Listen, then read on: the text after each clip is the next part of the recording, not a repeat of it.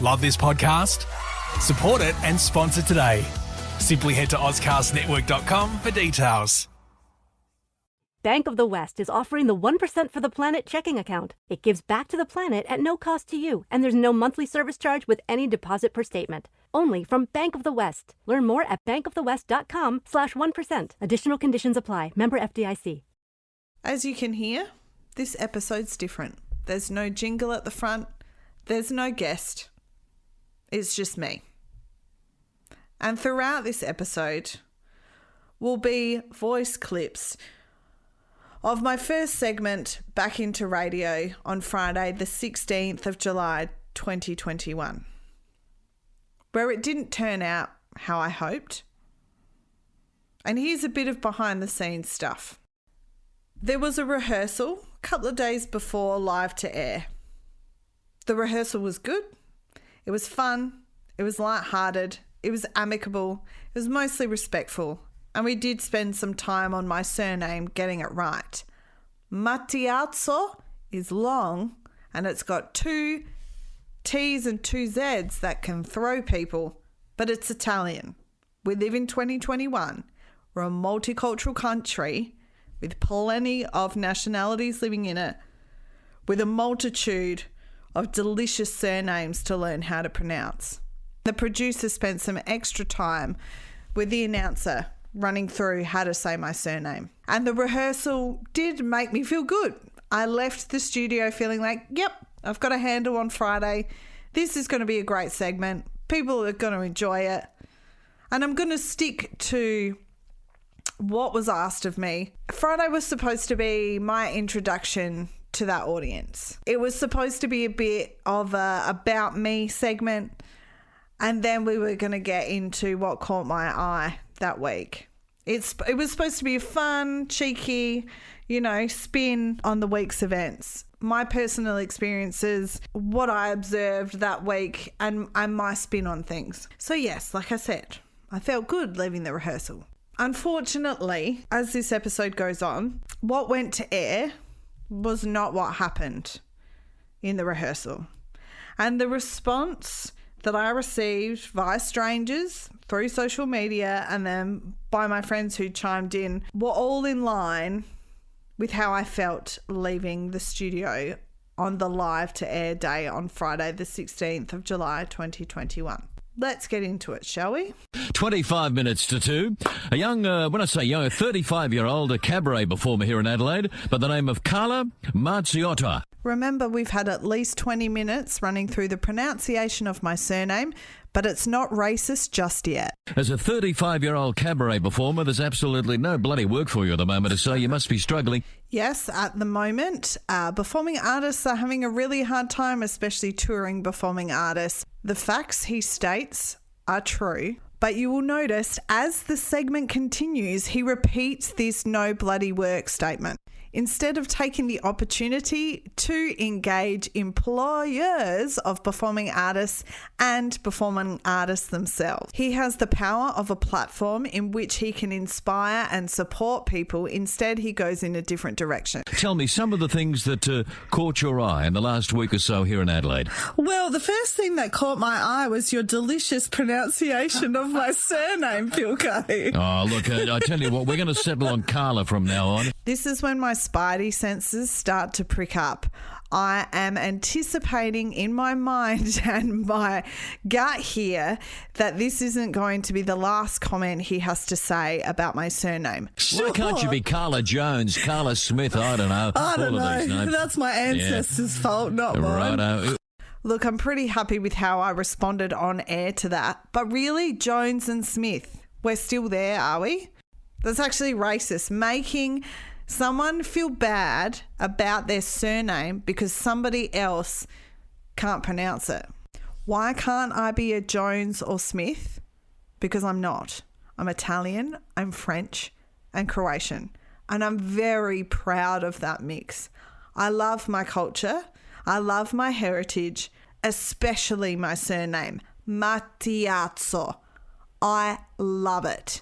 And how dare you say, why can't you be a Jones or Smith? Well, your ancestry is interesting. You're Croatian. There's a bit of frog thrown in there, French and Italian to mix it all up. An old racist slur, French frog. That's enough. I really should have walked out of the studio at this point. But you know what happens when you're trying to make a good impression and trying to do the best in a situation and you're thinking, did I just hear him call me a frog because of my French heritage? I was a little bit in shock. You can even hear the producer's audible response when he throws frog in there. The vaccine thing. Have you had a shot? Have you had a jab? No, I haven't yet, but I am looking into it because look, with my career, hopefully when, borders don't keep opening and closing every 5 seconds, getting back on the road with my shows, I need to have it because I'm assuming at some point, Bilko, there will be, especially if you want to go overseas, I'm assuming we're all going to have it. If he had done his research, he would have realised at that time in South Australia, my age range was not allowed to get the vaccination yet. How do I know this? Because I filled out an SA Health questionnaire on their website right after I did the segment. I wish I had done that before the segment. This week, it has now changed and I have booked myself in to get the vaccination. Let's keep listening because it gets really uncomfortable. That's the assumption I'm Carla, making. I've got to say, that's a pretty weak excuse at this stage of the game because you're a 35-year-old. You've got a bit of spare time on your hands. So isn't somebody, perhaps mum or dad or some friends saying, listen, Carla, 35, you're young, you're fit, you're healthy at the moment, you've got a career. When eventually Cabaret comes back, you've got to go and have a shot. The thing I hated the most about that part of the segment was the fact that someone in their mid-30s needs to have their parents to tell them to do something. Like I have absolutely no autonomy or no individual thought at my age. I thought that this part of the segment was really patronising and really out of touch. Again, he hadn't done his research and my age range was actually not allowed to get it yet. And the assumption that I have heaps of time on my hands is extremely incorrect. I'm writing a new show. I'm applying for all the grants that I'm able to apply for. And whoever has applied for grants knows how massive a task that actually is. And I've been applying for day jobs. And we all know how long it takes to put together a significant and well-presented job application. So the assumption, because I'm a performing artist, that I've got nothing else going on is a bit insulting. Oh yeah, and I've got a podcast that comes out every week and I do the sound engineering and editing myself. Yeah, that doesn't take up any time at all. Performing artists are still staying hopeful. We are still putting our shows into festivals, which means registration. Again, that's a time-consuming process. Even if you have a whole collection of information that you can cut and paste into each registration, that stuff still takes time. And keeping your performance that you are hoping to perform at the next festival, if COVID doesn't get in the way, takes time too. Keeping a performance at a certain level takes a certain amount of daily rehearsal and polishing. It's like an athlete keeping its muscles toned, especially if you're a singer. You've got to keep your vocal muscles up to scratch for an hour-long performance of speaking and singing. My dad's gotten the jab. He's had both the first and second doses of the jab, which is great. Of the AstraZeneca, yeah, right. Yes. And he actually got really sick with the first jab. So that made me a little bit apprehensive to begin with. But it's not something I'm hesitating to doing. It's just the fact I haven't looked into it more than I probably should because I've got a whole list of other things that are going on at the moment too. No, you got to put this, Carla, you got to put this at the top of the list, really and truly. When you say Dad got really sick, I mean, after the first AstraZeneca jab, how sick was the old man really? He went into hospital. He had trouble breathing. He was quite ill. He was quite ill. I think this part speaks for itself. The fact that I had to go into explanation of how sick my dad actually was because Pilko was patronising in how sick was he really did not sit well with me at all. I thought it was really insensitive. There was no empathy there, and it was responded with in a really cold manner. And you know what? In hindsight, I really should have asked Pilko, have you had the jab yet? That's what I should have done. If only we could turn back time. Now, you're a cabaret performer, and of course there's absolutely zilch work about. Again, mentioning the obvious about there being no work for performing artists. This again would have been an opportunity to connect people to create work in the creative sphere. Again, this opportunity was not taken. I just want to have this on record. Performing artists and creatives, it's real work. It's a legitimate job. Carla, I'm going to have another go at that surname of yours. What a lovely combination. French and what is there? There's some Italian in there. Croatian, yeah. And oh, God, you got to... And it's Carla Mazziato. Mazziazzo, no? Mazziazzo. No, I didn't get it right. You were close. Mazziato. Got it. Carla, thank you for coming in this afternoon. Lots of love to yourself and to the other 35-year-olds out there. Must be so difficult for somebody like yourself, a cabaret performer, a talented cabaret performer, but there's absolutely bugger all work around about the place. Sorry about that.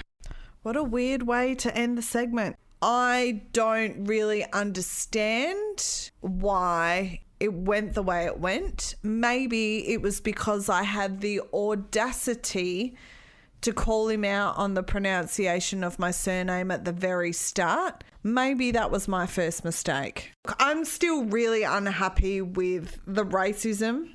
Even if it was just the French frog situation, that's enough. There's no sliding scale of racism.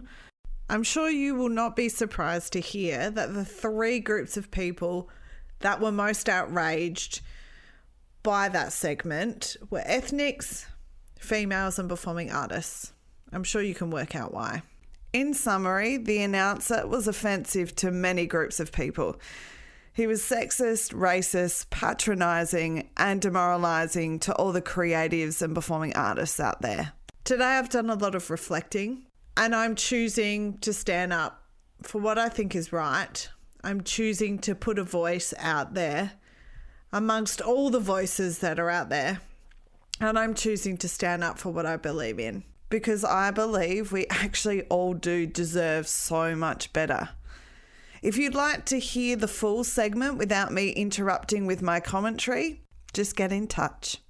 I truly hope you're safe, happy and well, no matter where you are in the world.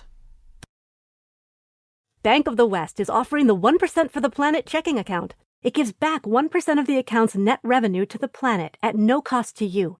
There's no monthly service charge with any deposit per statement, and there's no minimum balance required. The 1% for the Planet checking account, only from Bank of the West. Learn more at bankofthewest.com/1%. Additional conditions apply. Member FDIC. Love this podcast? Support it and sponsor today. Simply head to AuscastNetwork.com for details.